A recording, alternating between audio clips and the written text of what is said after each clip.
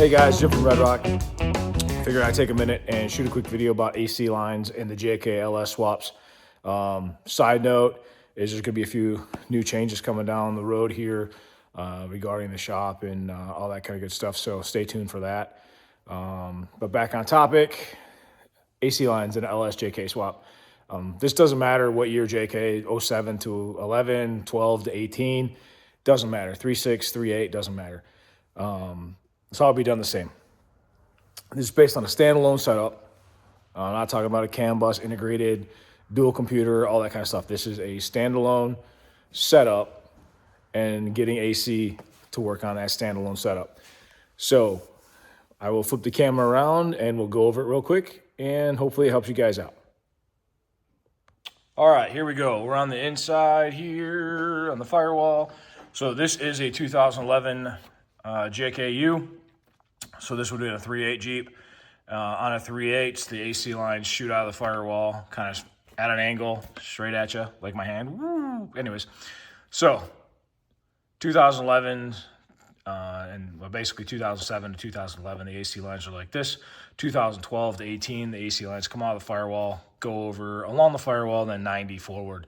You cannot put 12 lines on a 7 to 11 without changing the it's not an orifice tube, it's expansion valve. The expansion valves are different. So 12s don't fit on earlies and earlies don't fit on laters. So again, so this is a 7 to 11. This is a factory line, shoots out. This is a suction line. So this is a big thick line. This is a number 10 on the factory JK. You have to be careful. This line can vary between standard barrier 10, reduced barrier 10, reduced barrier 12, all that kind of stuff. If you get a new set of lines from me, it's all brand new stuff and I put it together. If you're trying to fit your own or build your own, you need to make sure you know what size line this is on your particular Jeep. Because stock and aftermarket are two different sizes as well. So there you go. Short version, factory lines come out of the firewall, and that's a dash 10 on this Jeep, standard barrier. I got a splice in here. And I go to dash 10, or not dash 10, I keep confusing with AN, but number 10. Number 10 runs all the way across the radiator fan shroud here and then drops right back down onto the factory GM compressor with a set of adapters. And then the number 8 comes off as well with a 90. Right along, follows the same course across the fan shroud. And right there, I put in a splice with a R12 port in that. So I use a standard R12 port on this, and we use a standard Trinary switch, we'll get to in a minute. And then it just, short little jump, comes back into a 90 and back into the factory AC condenser. So with a splice port here, again, I use a standard thread 7/16 R12 because I use a standard off-the-shelf UAC Trinary switch to run my AC system, if you would, control it, as well as control the electric fan when the AC is on. So that Trinary switch right there is what I use. That's my weather pack on there. It comes open leads, so you got to put some kind of connector on. So this is a UAC 4002C as in Charlie's Trinary switch.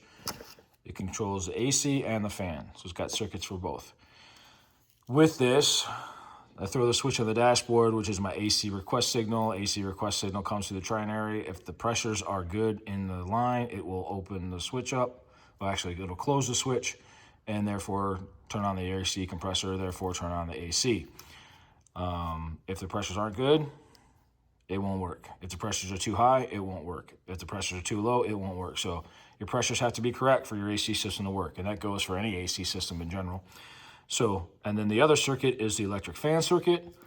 With the electric fan circuit, it does the same thing.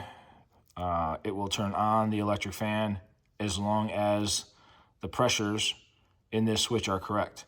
Which means if you do not put this on a relay, if you do not put the electric fan on a relay integrated into the AC system, this Trinary switch will run the electric fan whenever the pressures are in the right window for the fan to be operating. So even if the AC is not on and there's good pressure in the lines as it's supposed to be, this Trinary switch will turn on your electric fans, even if your AC is not on.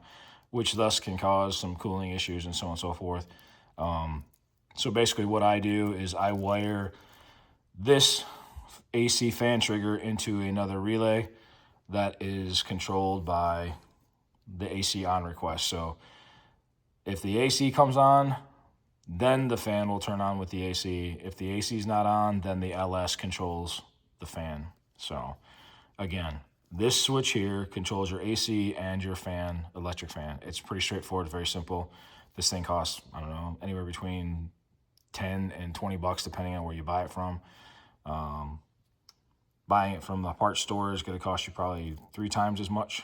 So Rock Auto it or Amazon, that's where you get it, or you can get it from us too. So yeah, and then obviously that's my connector for my 2 circuits, and then coming off my LS harness, I run the opposite end of AC, and this ties into the Jeep side. It'll tuck down in here and connect to here, and bada boom, bada bing. Again, this is my power play harness. So this is 2 connectors connect down there. If I do your standalone, they made up. If you just buy the harness, then you got to do the connectors on your LS side. Power play, cruise control, tack, factory tack module on my tack bracket. This is the ECU mount tray with the ECUs, that's for Gen 3. I have a Gen 4 mount too, but that's a Gen 3 setup. Again, power play comes across there and splits off, follows the firewall, and then comes up here, and there's the skeleton box I'm still in the process of finishing. And then it comes back around to grab your front tap. So again, AC. And if you do power play, AC circuits are tied in to the power play. So you have a dash circuit inside, flip that on, and it'll send power out here. And then you can hook it up however you want to. What else is there? I'm working on the solution for the dash switch. Right now, I send a rocker out. Just turn on the rocker and it'll turn your AC system on. But supposedly there is a workaround where we can grab a signal behind the dashboard to use a factory button. Even though it's CAN bus, it's a bypass activation kind of scenario. And I will let you guys know once I've tried that and if I'm successful repeatedly. And then I'll know it's a fact that it works, and then we'll publish the fact. But until then, it's hearsay until I make sure it works on my end. So, alrighty, again, AC lines for JKLS swap, pretty simple. More cost effective than anybody else's, I can tell you that much, and just as functional. Alrighty, I'm gonna finish up. Go ahead and get my upper heater hose on, get my steam port in, get my adapter in, and keep moving on. And then get inside and do all the dash wiring and get this thing fired up.